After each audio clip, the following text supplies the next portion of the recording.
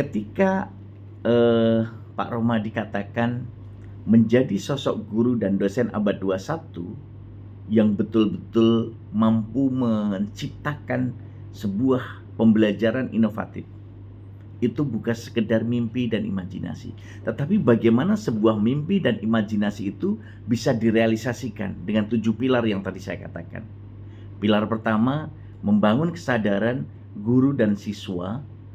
Guru, dosen abad 21 ini betul-betul bisa punya konektivitas, punya harmonisasi, punya sinkronisasi, punya kadar atau frekuensi yang sama. Kadang kan, mohon maaf, murid-murid atau mahasiswa kita mengatakan, wah ini guru atau dosennya anyep. Tahu anyep? Tahu enggak Mas Ilis? Anyep itu ini Prof, biasa, maksudnya tidak memberikan pemantik yang luar biasa. Oke, anyep ya itu Mas Ilis. Mas Rudi tahu anyep? Mungkin jika diinterpretasikan semacam datar ya. Datar, oke. Tapi saya disclaimer, saya berikan dulu. Anyep itu dalam bahasa Jawa dingin. Ya, dingin ya. Jadi anyep. Nah, tapi ini konteksnya adalah konteks pembelajaran inovatif. Nah, kalau Firdaus menangkap apa ketika, wih, guru dan dosen kita anyep banget? Iya Prof, saya pernah dengar sih Prof, walaupun sebenarnya saya paham itu ada sedikit bahasa Jawa. Cuma yang saya interpretasi tentang anyep itu lebih ke nggak ada rasa sih Prof. Jadi feelnya saya dengan dia tidak ada. Itu yang saya tangkap Prof, kalau anyep. Oke, baik. Kalau Mbak Nur gimana? Kalau menurut saya pembelajarannya seperti biasa saja, tidak menarik gitu, Prof. Oke. Si Nikmah? Iya, Prof. Kayak pembelajarannya flat gitu, seperti biasanya kurang Jadi, ada yang. kayak layar flat gitu ya? Iya. Oke, Mas Nasrullah gimana ini? Ya sama Prof, sama Pak. Oke. Tidak menyenangkan. Ya, tidak menyenangkan. Adi gimana, Adi? Sama yang lain. Ya. Tidak menyenangkan. Tidak menyenangkan. Roland gimana, Roland?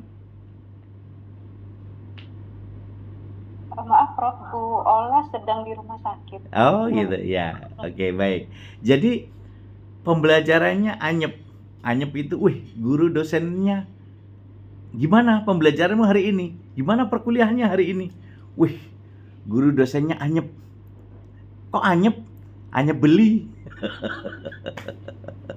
Jadi, karena flat, karena datar, karena tidak ada rasa, maka terjadi anyep beli kan gitu ya. Tetapi rasa anyep beli itu mesti kan ada sebab musababnya. Ada sebab dan akibat. Maka agar kita tidak menjadi guru dan dosen yang anyep, tapi harus menjadi guru dan dosen yang dirindukan oleh siswa dan mahasiswa kita, maka kita harus memiliki aneka ragam penciptaan model, aneka ragam penciptaan kesadaran, aneka ragam penciptaan situasi dan kondisi, aneka ragam penciptaan kontekstual pembelajaran. Maka ketika tadi saya katakan pilar pertama membangun kesadaran guru, kesadaran dosen abad 21, yang kedua menciptakan kesadaran siswa atau mahasiswa, ini dalam rangka untuk menyamakan frekuensinya gitu. Karena kalau frekuensinya guru dan dosen abad 21 dengan siswanya nggak sama, nggak kena tuh, nggak nyambung kan, suaranya mesti kemerasa radio itu. Radio itu kalau channelnya nggak pas, frekuensinya nggak pas kan akhirnya akhirnya nggak masuk. Nah, di sini yang harus betul-betul kita berikan satu titik tekan bahwa dalam konteks ini pilar kesadaran ini sangat penting. Pilar kesadaran antara guru, dosen abad 21, kemudian siswa, mahasiswa untuk menyatu frekuensinya, untuk bisa bertemu dalam satu channel, ini penting. Ya. Nah, maka kenapa dalam pendekatan pembelajaran yang diterapkan oleh Bapak Menteri sekarang, Pak Abdul Mukti, dengan pembelajaran mendalam ya, dengan pendekatan atau metode pembelajaran mendalam yang sering kita singkat dengan BBM ya, BBM berkesadaran ya. Jadi dengan berkesadaran ini kita akan bisa betul-betul membangun situasi yang nantinya bisa terintegrasi. Maka kesadaran ini kita bangun. Nah, dalam konteks ini akan bisa menjadi salah satu pilar ya, salah satu pilar yang kita temukan. Sehingga ketika kita sudah satu frekuensi, maka BBM ini yang nantinya kita akan bisa dalam satu komunikasi yang nyata, endingnya kan M-nya kan menyenangkan gitu ya. Jadi kalau dosen, mahasiswa sudah ketemu frekuensinya, menyenangkan. Tidak akan ada sekat di antara kita, kecuali sekatnya saling menghargai, saling menjaga, saling menghormati. Nah, di sini yang harus kita munculkan dalam konteks pembelajaran kita yang kita ciptakan. Nah, siapa yang ciptakan? Diri kita. Guru dan dosen abad 21. Maka tadi saya katakan, awalilah dengan senyum 228, 2 cm ke kiri, 2 cm kanan, 8 detik mengembang. Ini penting. Senyumnya Mas Sulis, senyumnya Mas Rudi, senyumnya Mas Nasrullah, itu akan berbeda ketika masuk kelas dengan senyum ketika tagihan yang belum terbayar.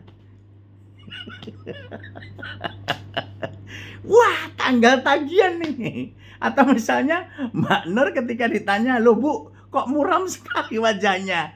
Tahu tanggal berapa?" Kamu tanya-tanya saja.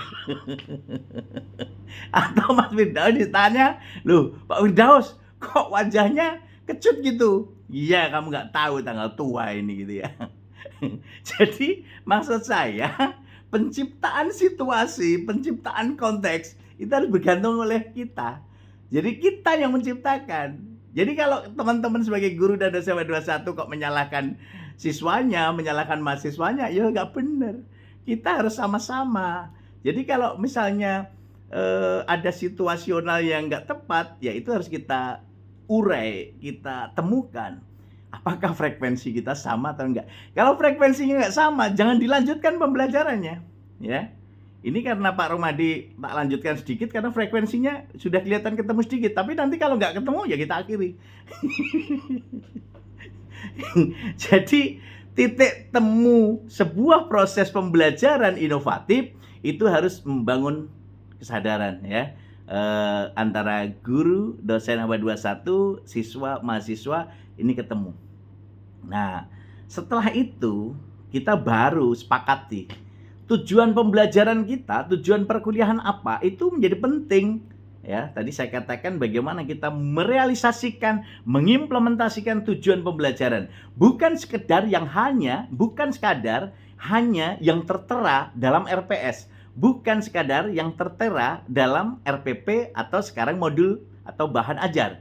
Tetapi bagaimana target yang mau kita capai? Target mau kita capai.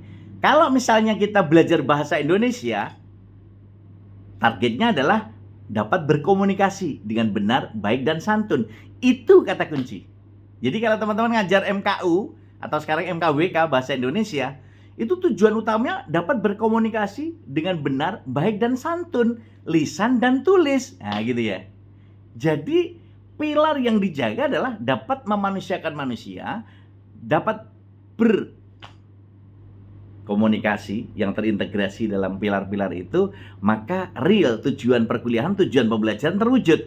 Maka realisasinya diimplementasikan dalam pembelajaran, ya. Nah, ketika kita implementasi pembelajaran inovatif, maka kita harus temukan, siapkan aneka kasus yang nanti kita amati dengan model ATM, amati, tiru, modifikasi, ya. Dengan ATM. Amati, tiru, modifikasi. Kalau perlu ya kuliah di ATMI misalnya. ATMI, amati, tiru, modifikasi. Amati, tiru, modifikasi ditambah I1. ATMI kan inovasi. Nah, temuan kita inovasi. Kalau dalam penelitian kita nanti kita kembangkan menjadi R&D. Ada temuan pengembangan. Nah gitu ya. Sehingga dalam konteks ini saya berharap teman-teman nanti bisa merealisasikan apa yang tadi saya katakan, tujuan pembelajaran, tujuan perkuliahan yang nanti akan didukung dengan media pembelajaran. Media-media pembelajaran yang kita gunakan, pilihannya yang tepat, yang seselaras mana, yang harus kita sesuaikan dan kita gunakan yang mana. Nah, baru nanti dari situ penguatan literasinya. dengan Ratu Lisa, rajin nulis dan baca. Anak-anak diminta membaca apa, menguatkan dengan model apa, tekniknya apa, apakah diskusi, apakah partisipasi, apakah menggunakan pilar-pilar yang lain. Itu bagian dari upaya kita dalam penguatan literasi kita. Entah dengan FGD, entah dengan apa, itu bagian dari upaya kita. Nah, baru dari situlah kita ajak mereka berkarya. Nah, berkarya ini menjadi proyek unggulan yang mau dicapai dari tujuan pembelajaran kita, sehingga nanti akan jadi produk-produk nyata, produk literasi, produk bagaimana kita menghasilkan produk berliterasi dengan Ratu Lisa, rajin nulis dan baca, yang akhirnya produk-produk itulah yang bisa menjadi kebanggaan untuk anak didik kita, menjadi produk unggulan yang bisa kita tunjukkan bahwa ini loh hasil proyek nyata. Maka kenapa dalam pembelajaran kita sekarang diminta menggunakan pembelajaran berbasis kasus, ya, case method, atau pembelajaran berbasis proyek. Nah, artinya harus kita pahami bahwa untuk menghasilkan sebuah proyek, kita harus tentu diawali dengan kasus. Kita observasi kasus-kasus itu, baru nanti hasilnya kita akan menghasilkan proyek baru. Nah, teman-teman ibadah luar biasa, tentu pilar-pilar itulah yang akan menjadi dasar implementasi pembelajaran inovatif di kelas maupun di luar kelas. Saya berharap teman-teman nanti betul-betul bisa merealisasikan dalam pembelajaran nyata, entah mata kuliah A, B, C, D, E, F, tetapi saya berharap teman-teman bisa menciptakan pembelajaran inovatif dari ide-ide yang kita dapatkan dari hasil berliterasi dengan Ratu Lisa, membaca, menulis, mendengar, menyimak, kemudian merasakan sendiri sebagai guru dan dosen abad 21. Akhirnya kan kita menemukan pola-pola itu. Mas Nasrullah yang sudah menemukan banyak kasus-kasus yang dialami selama ini, Mas Rudi, Mas Sulis, kemudian Mas Adi dan kawan-kawan, Mbak Nur, Mbak Nikmah, Mas Firdaus, Mbak Manurung, ini semua menjadi salah satu pilar yang kita jaga untuk nantinya bisa menghasilkan sesuatu kebaharuan, menghasilkan sesuatu yang nanti menjadi tumpu bagaimana kita realisasikan kenyataan dalam pembelajaran. Nah, tentu implementasi pembelajaran inovatif di kelas dengan di luar kelas juga berbeda. Bahasa saya, kalau kita mengimplementasikan pembelajaran di kelas dengan luar kelas, kenapa berbeda? Karena media, sarana yang digunakan juga berbeda. Kalau di kelas seperti saya tunjukkan tadi misalnya di alam semesta, kita bisa mainkan peran, bermain peran, di situ lebih leluasa.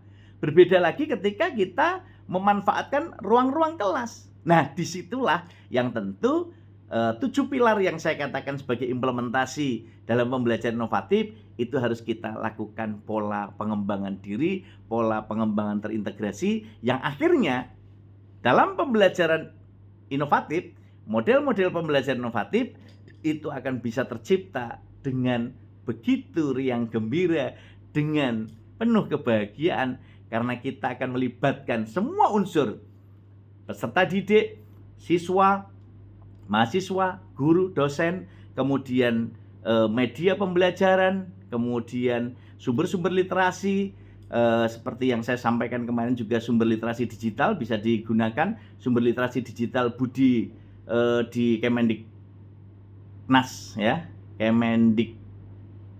Kementerian Pendidikan Menengah Dasar dan Menengah, ya, itu bisa dimanfaatkan, dan juga di sumber-sumber literasi digital lain yang bisa kita manfaatkan dalam berbagai dimensi. Nah, inilah implementasi model-model pembelajaran inovatif yang bisa kita lakukan.